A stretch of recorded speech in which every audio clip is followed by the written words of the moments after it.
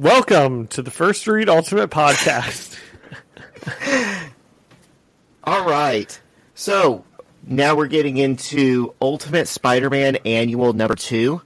This is written by Brian Michael Bendis, penciled by Mark Brooks, inked by Jamie Mendoza, colored by Laura Martin, and lettered by Corey Petit. Kind of butchered some of those names. John, did you notice Mark Brooks is the guy who drew the last one, too? No, definitely I didn't. Okay.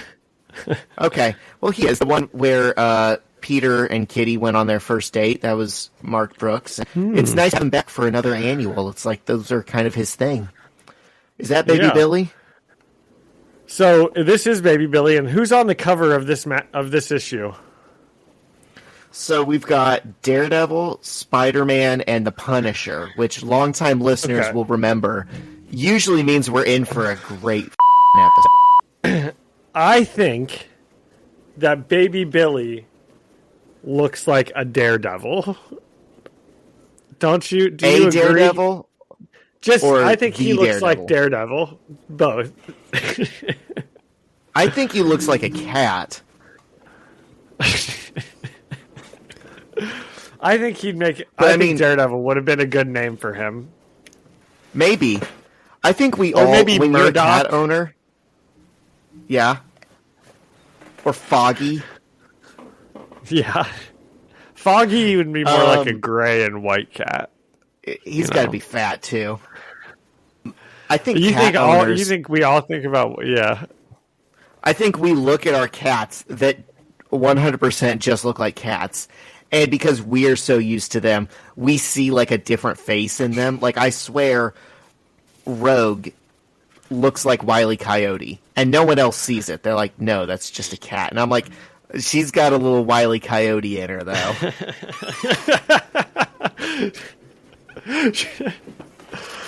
Oh, that's funny. That's really funny. I think cats look like raccoons. I can kind of see it. Especially when they curl up on their side. I always make a mental note to look up like the scientific name for a raccoon versus a cat and see how far down in evolution they were similar, you know. Is that like the nerdiest thing ever?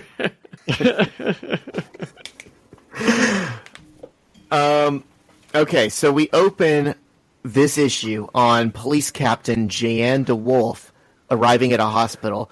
We haven't seen her in a while. John, do you remember what was on with her last? Wait a second, Zach. I'm on the wrong issue. How? I'm on Ultimate Knights Part 1, issue 106. I should be on Ultimate Spider-Man Annual. What is that Ultimate Knights one? What was I just looking at? It had Daredevil on the cover too. That's why I was so confused. Is that the one you read? No. I read the right one. So the reason for that is because this issue is about Spider-Man and Moon Knight and Daredevil and all those guys. And then the next arc that we're going into in our run is also about those guys. So this is kind of the prequel to the next arc we're doing. Oh, so I was just looking at the next issue. Yes. We'll be reading that one next week. Okay, we'll try and cut this part out where I'm looking for the issue. Ultimate Spider-Man Annual. Okay. Or leave it in. You know, whatever you feel. Okay, got it. It's over here. It's almost like we haven't done secret. I do remember where we last saw Captain Jeanne DeWolf. We found out that she was working for the Kingpin, and she kind of like told him to go. Oh, the whole issue was about her like being like, well, who cares if Kingpin gave you the information to go after Hammerhead? Hammerhead's a bad guy. Go after him. And then Peter does, and then we find out at the end that she's working for Kingpin. And I will say, are they that bad? Right? Is it worse to have one person who once controlled a controlled atmosphere who controls it all versus like a million different people all like fighting for control. I don't know, Zach. It raises an interesting point. Is Kingpin good? I don't know. It sure does. I feel Zach, Kingpin. I'm really concerned that your audio's gonna... Don't you say it. I haven't heard anything you said in the last, like, 10 seconds. Oh, no. Well, sometimes it's good and sometimes it's not. So we'll see. Okay, let's try this.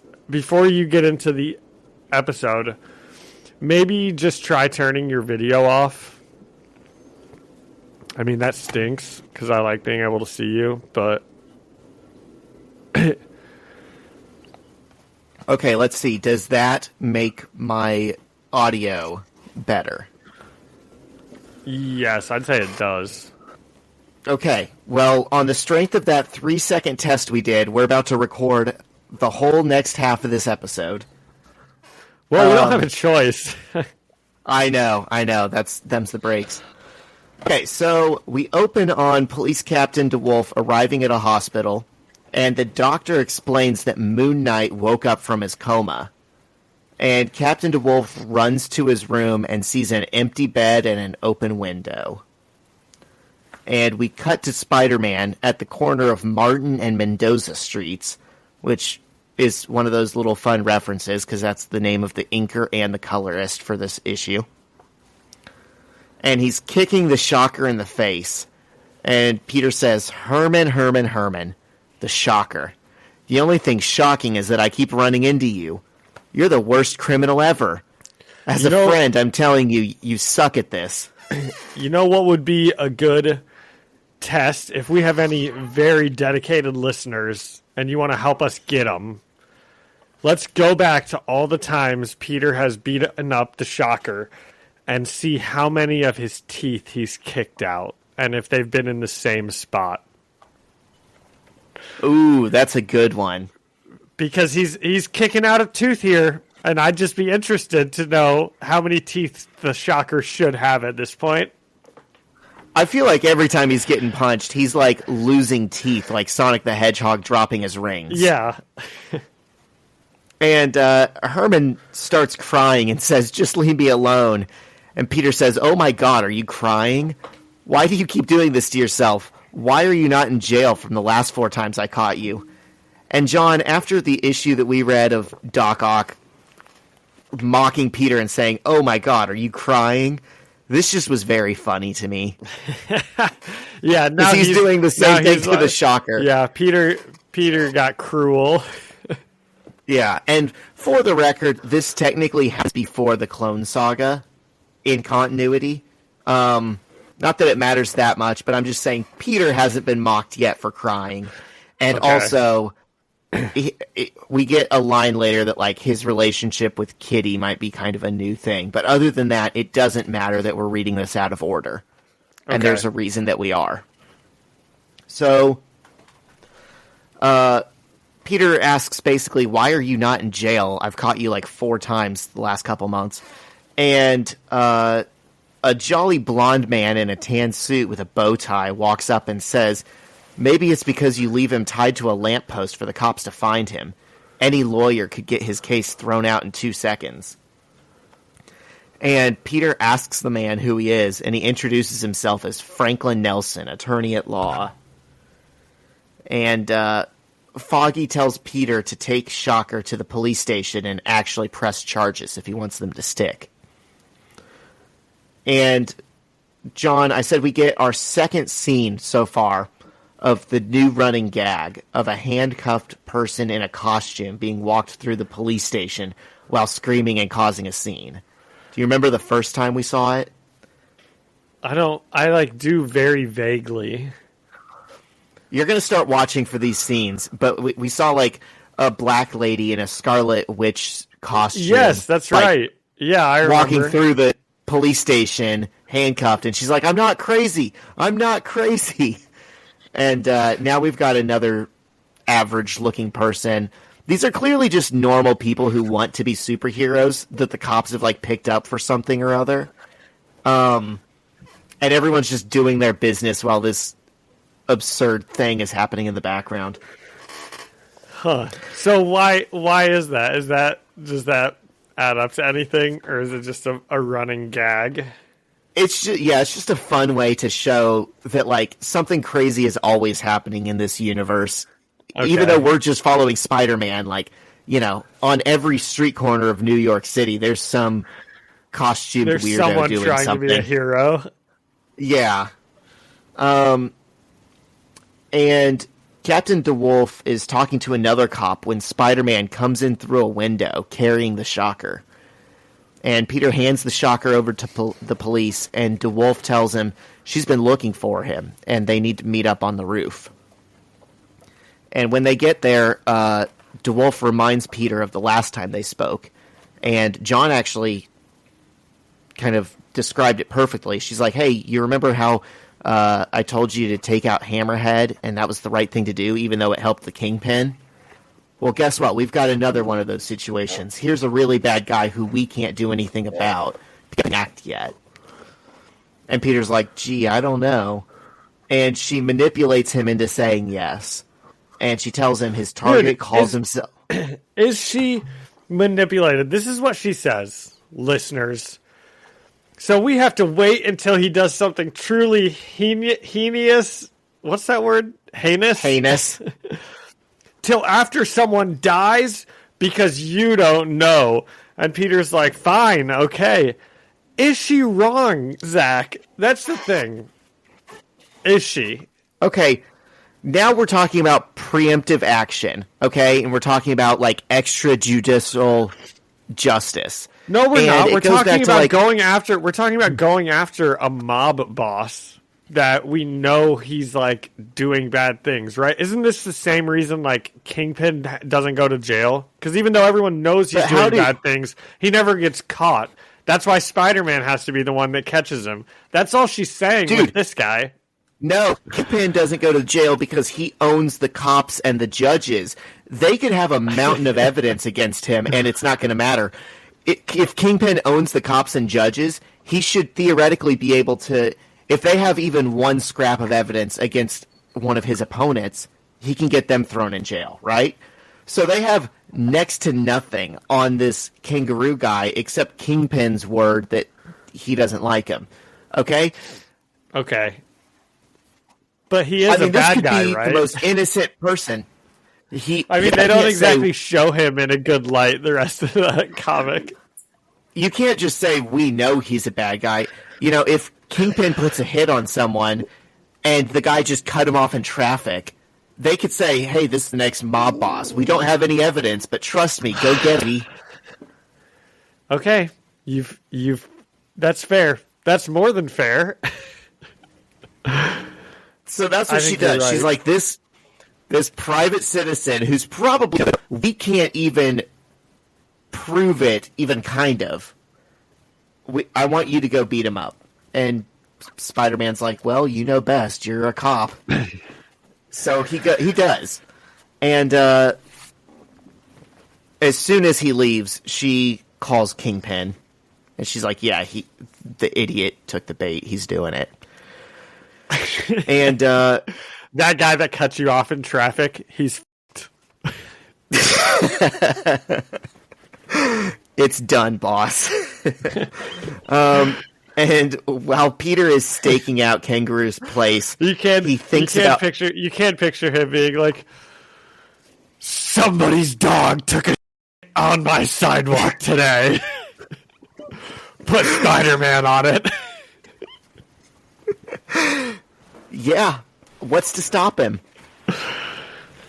As long as he controls both, he controls Spider-Man. That's just plain and simple what's happening here. And so while Peter is staking out the Kangaroo's place, he's thinking about how this feels wrong. And he sees someone get thrown through the window, and which we know these mobster types love. And so he drops down and sees Daredevil fighting a bar full of guys. And Daredevil yells, "You, Spider-Man, I told you before, you're too young and stupid to be in this world. Now go home." and he grabs Spider-Man and tosses him back through the window. And we do this a lot this issue. We cut to Matt Murdock in his law office the day before. He's talking to someone about Kingpin. And the guy says, I know you don't like Fisk. Have you ever heard of Frankie Oliver? And that's the Kangaroo. And this guy is an associate of the Kangaroos, and he's trying to convince Matt to become his lawyer. And, John, I think we got him. Because do you remember the first time we saw Daredevil? And he had... Did he not have red hair? He had Beach Boy blonde hair. And we joked that the colorist saw the notes and was like, Matthew Murdock is blind. And he's like, got it, blonde. Well, he had red hair. He had red hair in the Gwen Stacy universe where he's the bad guy, where he's the Kingpin, right? Yeah. Because we've seen him with red hair before, but you're right. He did have blonde hair. I knew that he shouldn't have red hair because I was like, that's what evil Matt Murdock had. Why can't he just have normal brown hair? No, it's kind of auburn. You know, it could be red, it could be brown. That's what it should be. Okay. The blonde was a departure. Well, I think every time we hear Foggy Nelson talk in this or Matthew Murdock talk in it, it makes me think that they were written like so well for the TV show because it sounds just like how they talk in the show, and you know, I can just picture both of the actors like saying these lines. Good characterization. That show was so good. I know. I love Daredevil. So he tells the guy, okay, yeah, have Mr. Kangaroo leave his information with my receptionist and, you know, we'll set up a meeting. And the guy walks out and Foggy is like, Matt, that was a mobster. What are you doing? Are you actually going to represent this guy? And Matt's like, of course not. And he's like, then why'd you take his information? And Matt just kind of smiles, and we see in the next panel him daredeviling around, and we know it's because he's going to go after him as Daredevil. What are all of these like lines and like why does his baton have things coming off of it and like they go in such crazy directions? You talking about like the cord at the end of his thing? That's just his weapon. That's like the Daredevil weapon. It's like a bow staff that also turns into nunchucks that he also can extend out as far as he needs to, and he swings from it and stuff.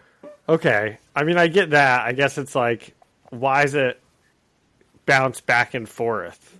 How does he make it do that? That doesn't make any sense.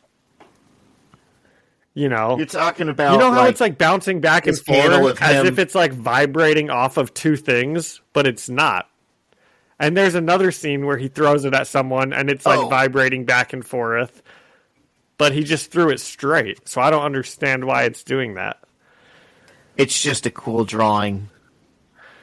Okay, well, it looks like it's gonna catch him and like choke him or something. He's like, it's like all around him. He's gonna get tangled. He's tangled up. Yeah. No one could actually throw that way if they tried, and if they did somehow successfully do it, it would get wrapped around him like 3 times. It's just a cool drawing. Okay, I can appreciate that. So we cut back to the present, and Spidey has reinserted himself into the situation, and Daredevil senses the Punisher on a nearby roof with an RPG. And Peter's spider senses warn him about it too. And Punisher fires at them, and we cut to another flashback of how he got out of prison. And in this one, some guy comes up to him in the cafeteria and is like, hey, Frank Castle, thanks for taking so many of Kingpin's guys, you idiot. Now my cousin, the Kangaroo, is going to go claim that territory. And Punisher just goes berserk and instantly kills that guy and then breaks out of his handcuffs and escapes prison. And Punisher, back in the Punisher also is specifically drawn with like long hair when he's in prison. But the next day when he's attacking them with an RPG, he's got like a slick haircut. So that means they wanted you to think. It would have been easy for them to draw him with that haircut in prison, Zach. They wanted you to piece together that the Punisher got out of prison, and before he could go and do anything, he was like, I need to get a haircut. And it looks good. Suit. Yeah, he found like his Punisher suit with the skull and everything. Or, he went to some craft store and he remade his suit.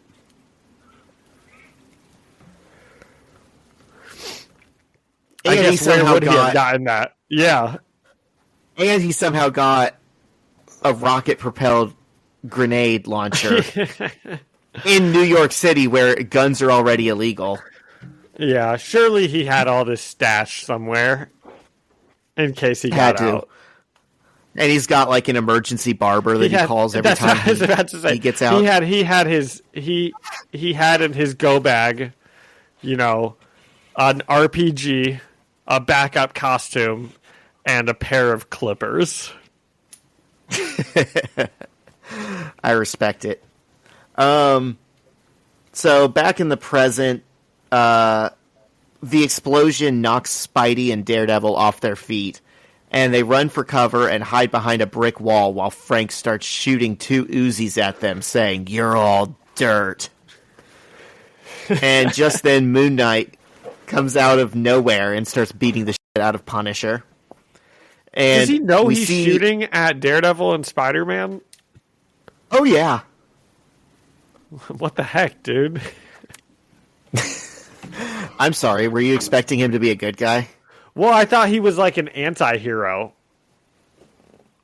I didn't know he was a villain. He's a crazy person. Okay.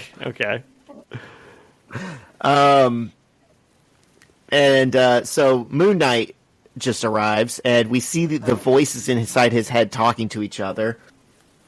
And so it's Stephen Grant, Jake Lockley, and the little redheaded girl. And they find Moon Knight on the ground with Elektra's blade in his stomach. And they start talking, they realize they must have been stabbed, but must not be dead because they're all still there. And they all tell Moon Knight to wake up over and over again. And this is when we see the day before he woke up in the hospital and escaped from the window. And he goes back to his house, and his girlfriend is pointing a gun at him when he walks in, and he says, "Put it away, Marlene," just like he did in the last arc where we saw him. And he tells her what happened, and she says, "Okay, can we be done with this Moon Knight thing now?" And he just says, "No, we're not done yet." And back in the present, she says, "We who?" So she doesn't know that he has like a million personalities? I guess not. So they're close, but they're obviously not that close. I don't think he's that close to anyone. So back in the present, Peter jumps on the roof where Moon Knight... Actually, we know she knows about the personalities because at one point she was like, "Who am I talking to right now?" Do you remember that? Oh. Well, maybe she just misunderstands what he's saying then. Yeah, I don't know what that line was there for. So Peter jumps on the roof and he starts webbing up Moon Knight and Punisher while quipping. And the best one is, "Hey, Moonbeam, I missed you. And I thought I told you not to wear white after Labor Day." And down on the ground... Did he say that in the last issue? He said he was always making fun of him for wearing white, but I think it was more like, you're going to get dirty. He probably did. He might have. It might have been reused, but I appreciated it still. So in the rubble of the building that Punisher just RPG'd, the Kangaroo sees these 3 heroes fighting on the roof, and he says, "Amazing. They all forgot about me." And just then, a scary-looking Daredevil stands behind him and says, "I didn't." And he knocks him in the mouth with his billy club on a rope thing. This was the panel I was talking about, where I'm like, why is it bouncing off? He just threw it straight at him. So why is the tail going back and forth? It's got these little ripples. Yeah. Okay, Just so we were cool art. giving Peter and Captain Jeanne DeWolf grief about sending Peter after this guy. Well, guess what? Daredevil was also going after him, so obviously he was a bad guy. Okay, but we didn't know that beforehand. Oh my gosh. John, in The Winter Soldier, when S.H.I.E.L.D. is like, hey, or I guess Hydra is like, hey, good news. We can create a world of order by just assassinating thousands of people before they do what we think they might do. Isn't that great?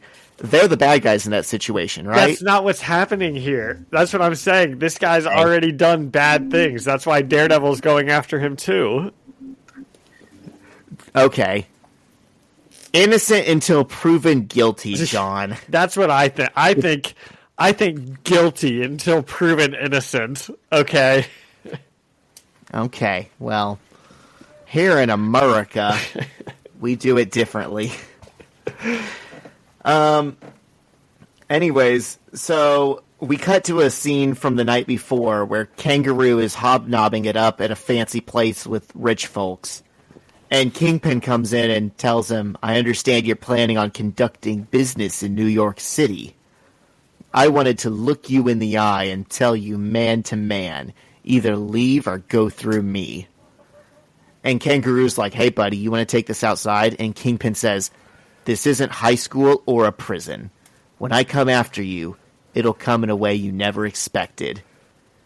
And Kingpin leaves, and the stupid Kangaroo looks at his associates and says, did you guys see that? He's scared of me.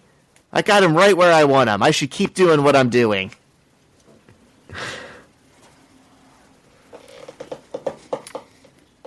I don't know, Zach. What'd you think, John? I don't know. I think Kingpin should have beat his ass. I think this guy misread the situation tremendously. I think so too. Yeah. But back in the yeah. Okay. We'll get to it. We'll talk about it when we talk about the whole issue. Okay. Back in the present, the police show up. Daredevil splits, and Jeanne DeWolf starts to arrest Kangaroo. And she whispers in his ear, he told you it would come in a way you never expected. So, okay, this is what I was just about to talk about. Are we supposed to believe that Kingpin orchestrated all of this? I mean, how obviously we know that's not really true, right? Because Spider-Man was only there because Foggy Nelson told him to go to the police. Otherwise, he wouldn't have been there that day. But then Kingpin did orchestrate it at that point. But it just so happened to be the day that Daredevil went after them. So maybe do we think Daredevil hired the guy, Kingpin hired the guy to go talk to Matt Murdock, pretending to be someone for Kangaroo? Because that would be conniving right there if that was all Kingpin. That's some high-level scheming, and I actually like that better than what I think the story is implying, which is just that this was all random coincidence. But that is a really cool idea. I think that's probably what happened. Kingpin was playing them all. Kingpin's always got his bases covered. I bet you Kingpin even, is the one who keeps getting the Shocker off and, told the Shocker to go rob a bank in front of Foggy Nelson. He just planned it all. His webs connect us all. So Spider-Man jumps down from the roof and is like, Captain DeWolf, my good friend. I've got Moon Knight and Punisher webbed up on the roof. Isn't that great? And she freezes and says, wait, the Punisher is here? And we see Frank Castle has wiggled out of the webs and still has his Uzi, and he lights Captain DeWolf up. And Peter holds her dead body for a second and then runs up the wall as cops shoot at him. And he gets to Punisher and starts punching him in the face and yelling, why did you do that? And I Punisher feel really says, bad for Captain DeWolf. I still like her. I think she's a pretty lady. And I don't like it when pretty ladies die. Yeah. That was just I thought it was a funny series of events. He's like, oh, good, my cop buddy. Hello, how are you? I've got the Punisher up here. And then the Punisher just blows her away. It feels like something from a Minions movie. Like, Peter is just so naive about how this situation's about to go down. Yeah. So he is punching but also, Punisher out. you know, the Punisher clearly, like, shoots her. And then Spider-Man is standing right next to her without a gun. Could easily get shot also. And he, like, runs away. And the cops just start firing at Spider-Man as he runs away. Well, that's their natural instinct, you see, and she was always the one telling them not to fire at him. So that's like exactly what I thought. I'm like, she's dead. She can't tell them to stop shooting at Spider-Man. That's like 90% of the reason her character exists, is to tell the other cops, what are you doing? Stop shooting at him. And then she walks away for 2 seconds, and they forget that, and they shoot at him again. Oh, see, she's a good guy. She's saved Spider-Man's life more times than we can count. She is, two things are true at the same time. She's a dirty f***ing cop that works for Wilson Fisk, and she has done more for Peter Parker than Nick Fury ever has. So Peter's punching out Punisher, and he's like, what the hell, why did you do that? And Punisher's like, she was a dirty cop. She works for Kingpin, and so do you. And Peter tells him, you're out of your mind. And Daredevil says, he's not lying. Doesn't make it right what he did, but she was filthy dirty. And Peter says, she sent me here. And Daredevil tells him, yeah, to do what Kingpin wanted. Take out his competition. Buddy, that's what you were doing too. I'm glad you said that, because that was my first thought. It's like, isn't that why you were here also? Oh, Matt Murdock on his high horse. Unless he was like there for some other reason, but I don't think so. Yeah, he could be like, he's the one who took down the kangaroo. Exactly. Yeah, he should be like, oh, I got played also. Whoops.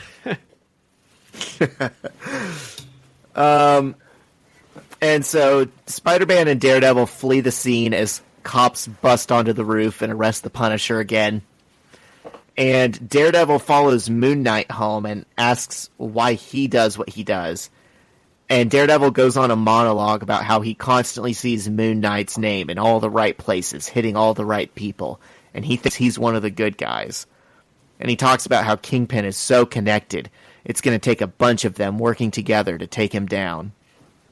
And he says they're going to make sure Kingpin has no more nights like tonight where he laughs himself to sleep thinking he got one over on them. And we cut to what Kingpin is actually doing right then.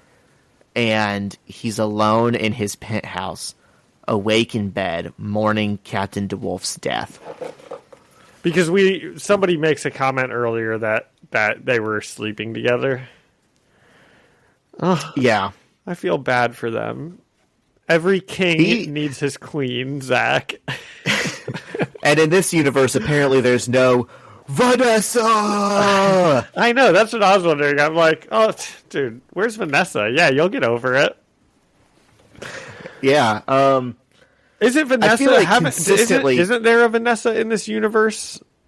Like, dude, have we seen her? I don't know. Early on when Kingpin got, like, sent away from Spider-Man, did they mention her at all?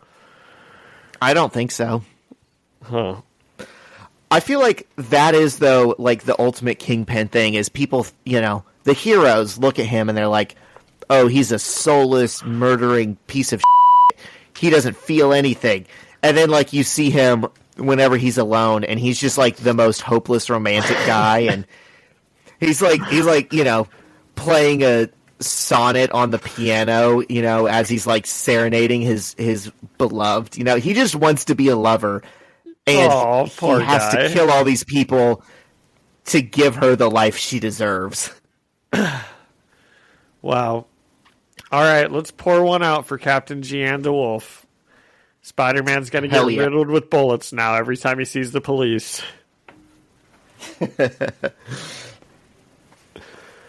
Okay, what do we think about this? What are we one. rating it out of? Oh man, I liked it a lot. I had a lot of fun with it. This had a lot of my favorite characters were in this one. I think it's funny that we always team up with like Spider-Man, Daredevil, and the Punisher, and it always ends with like Spider-Man and Daredevil running away, and they just leave the Punisher to go to jail. As they should. He's a good guy too. Oh man! Sorry, he killed a dirty cop, dude. I'm sorry, John. Hey, chat, clip this.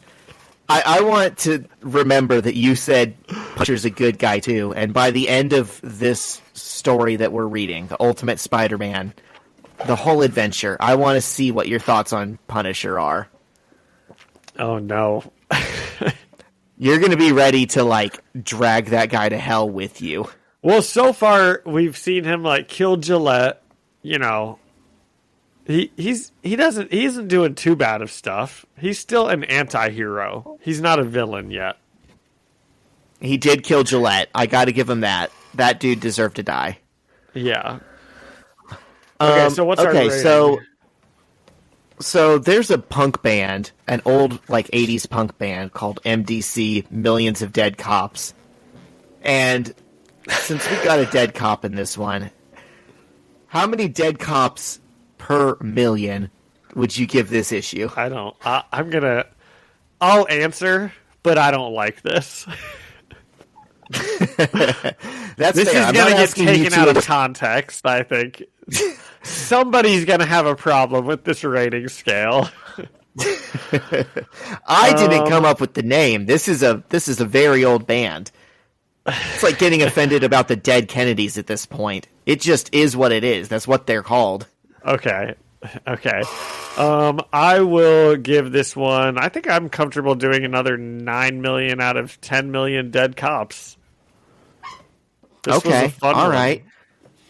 It was a fun one. I was a little higher on the last one. I'm a little lower on this one. I'm going to give it 8,500,000 dead cops out of a million.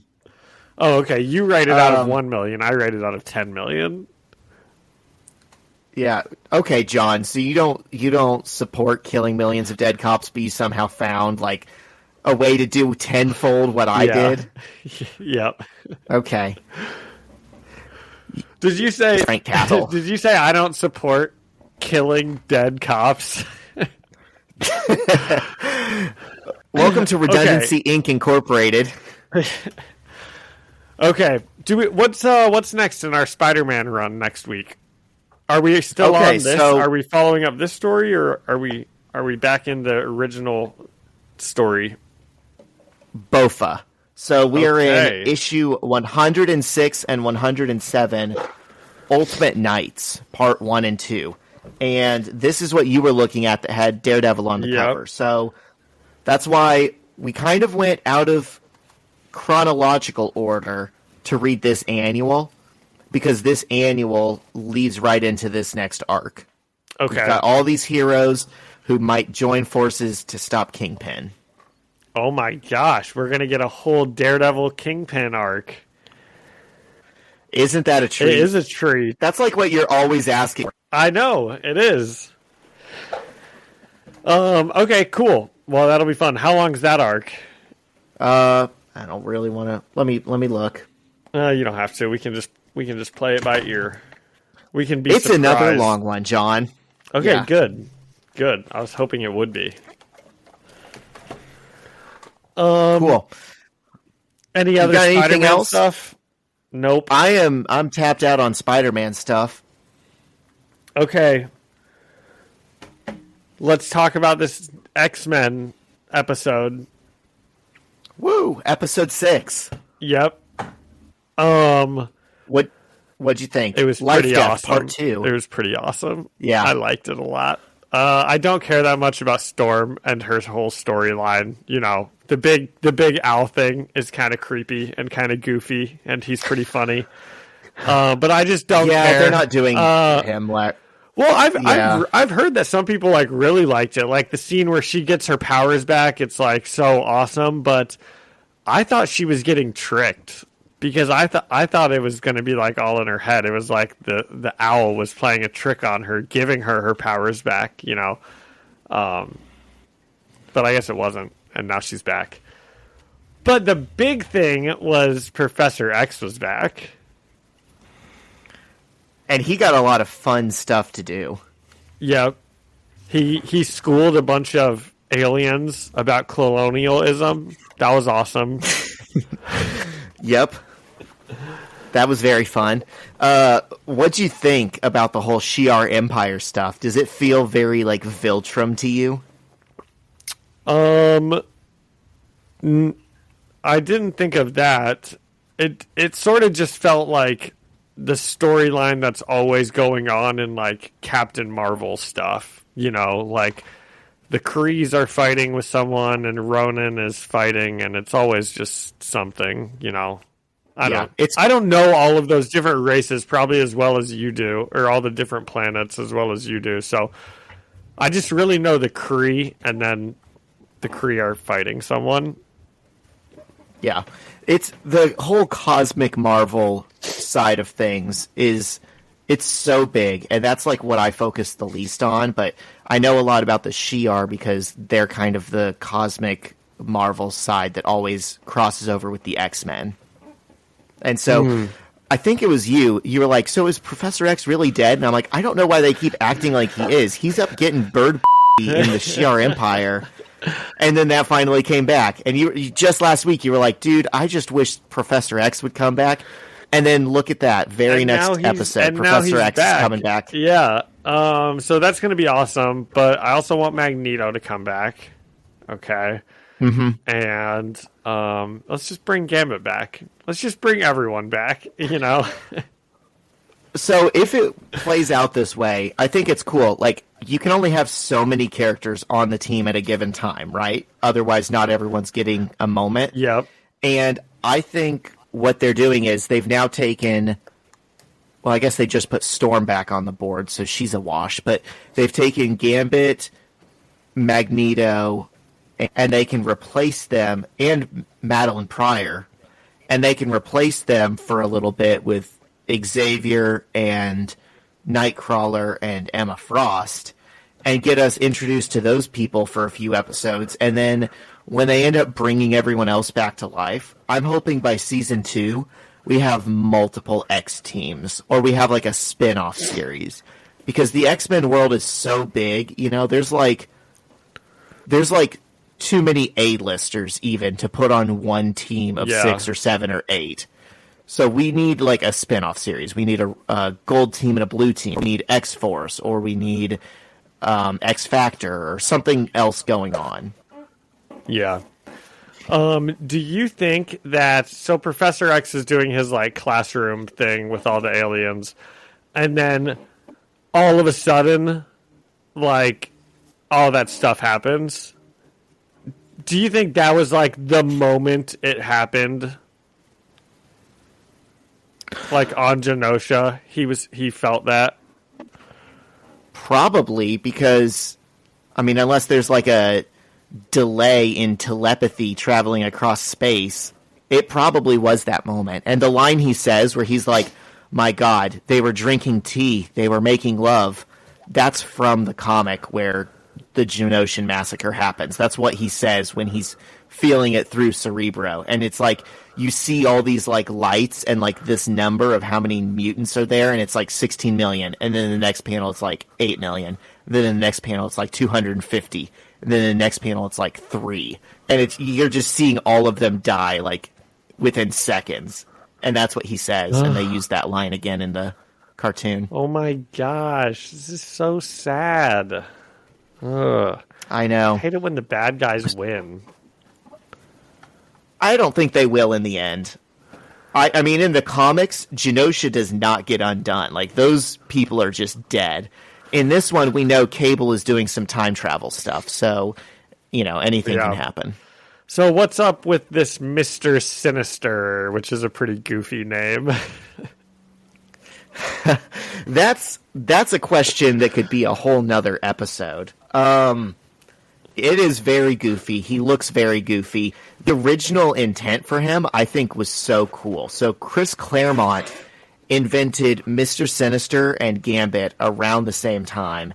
And the idea was the orphanage in Nebraska that Scott grew up at, there was like another kid there named Nathan who was bullying him, right? That was his bully. And that kid was also a mutant, but his power is he can like project his imaginary friends or something. And so Gambit was supposed to be this fake creation of like a child imagining like what a cool action hero is supposed to be. Because Gambit is so ridiculous and over the top, how could he be a real person? Was like Claremont's idea. And then Mr. Sinister is so ridiculous and over the top, how could he be a real villain? This is like a grade school child's idea of the boogeyman come to life. And he has the powers that this grade school kid would imagine he has. That's not the direction it actually went. He's actually like a geneticist, which they mean like eugenicist, who is like super interested in genes and mutants and mutations, and he's trying to make himself all powerful by like taking from them. Okay. Cool. Yeah. And then as far as the Storm stuff, I know you said you don't really care about that, but I had a thought about that. I really thought when they depowered Storm, like that was a whole era in the comics, and the point of it was, you know, we get to see Storm as like a strategic mind. She grew up on the streets of Cairo as like a homeless child that had to steal for a living, and she became like a really good thief and pickpocket. And there's stories where that comes into play, and she has to use those skills. There's stories where she has to show off her hand-to-hand combat just as like a baseline human, and she's like beating up people with powers. There was a whole thing where she challenged Scott to like a battle in the Danger Room to determine who was more fit to lead the X-Men, because she thought he needed to be a present husband and father with Madeline Pryor and Baby Cable. And so she's like, I'm kicking you off the team. I'm taking over the team. And he's like, that's ridiculous. You don't even have powers. And she's like, I'll beat your ass. And she did. And she became the leader of the X-Men for a long time.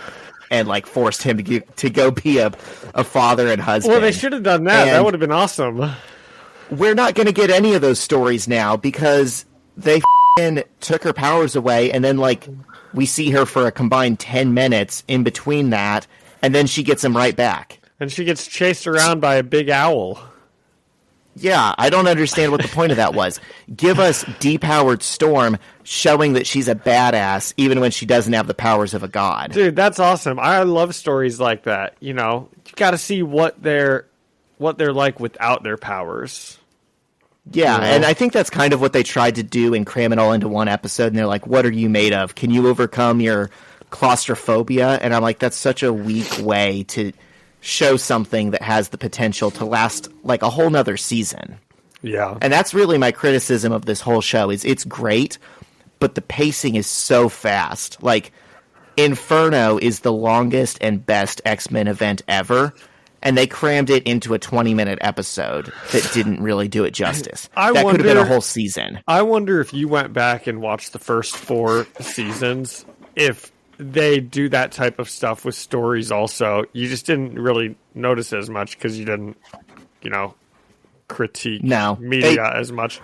Because it was like an episodic show, right? So they would jam stories into, 1 or 2 episodes. They did it right? The opposite way in the original series. They would drag things out too long. I remember like all of season 2 is Xavier and Magneto in the Savage Land, and their powers don't work, but Xavier can walk, and they're just running away from dinosaurs. And I'm like, we've been doing this for 13 episodes now. Get to the point. Okay. Well, okay. Okay, I have one other X-Men question for you. Have they ever done a comic run where Wolverine got vibranium instead of adamantium? Not that I know of. I don't think it would make a difference, really, because they're both just supposed to be for all intents and purposes, unbreakable. That's like the whole point of it. Yeah. Well, I saw something that would be like, well, he wouldn't get adamantium poisoning, and he'd be much lighter because vibranium's lighter, and blah, blah, blah, blah, blah, right? But I was like, surely they've done a what if on this that Zach can tell me what actually happens, but I guess not. They might have done a what if on it. I mean, there's like hundreds of thousands of comics out there. I'm just saying it's not like a big, well-known thing. All right, Zach, is that all for us? You got anything else? That's all I had, man. All right, Zach's got to go help unload groceries, so I'll read us out, okay? Sounds good. Thank you to Ian Hickey for our music and Alyssa Seaman for our artwork, and thank you all for listening and leaving a review or a comment. You can find us, the First Read Ultimate Spider-Man podcast, on Spotify or Apple Music or anywhere else you can find podcasts. And you can come and chat with us and leave us a message on Instagram at First Read Podcast. Send us an email at firstreadspidey@gmail.com or find us on YouTube, First Read Ultimate Spider-Man Podcast. See you next week. See ya.